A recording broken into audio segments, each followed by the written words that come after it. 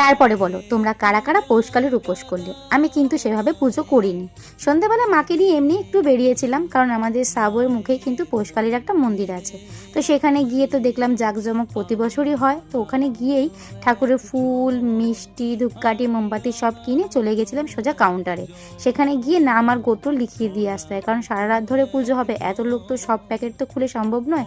তো সেখানে গিয়ে নাম গোত্র লিখিয়ে চলে গেলাম, কিন্তু আমি ধূপকাঠি আর মোমবাতি দেখাতে। আগের থেকে কিন্তু কোনো প্ল্যানিং করে বেরোয়নি যে গিয়ে পুজো দেবো। ওখানে গিয়ে মন চেয়েছিল, আর তার মধ্যে পোশাকটাও ধোয়া ছিল, তাই আর অসুবিধা হয়নি। সেখানে গিয়ে ধূপকাঠি মোমবাতি দিয়ে মাকে আরতি করে, পাশে কিন্তু আরও মন্দির ছিল, সেই সব মন্দিরেও কিন্তু আরতি করে চলে গিয়েছিলাম, যেখানে ধূপকাঠি আর মোমবাতি রেখে দিয়ে আসতে হয় সেখানে। তারপরে ঠাকুরকে প্রণাম করে বেরিয়ে আসার মুখে দেখলাম যে ওখানে ভোগের প্রসাদ হচ্ছিল, কিন্তু সেটা তখন প্রসাদ পাওয়ার সম্ভাবনা ছিল না, কারণ ওটা পরের দিন বিতরণ করা হবে। আর আসার পথে কিন্তু রাস্তায় আরেক জায়গায় প্রসাদ দিচ্ছিল, তাই আমি আর মা গিয়ে সেখান থেকে প্রসাদ খেয়ে বাড়ি চলে আসলাম।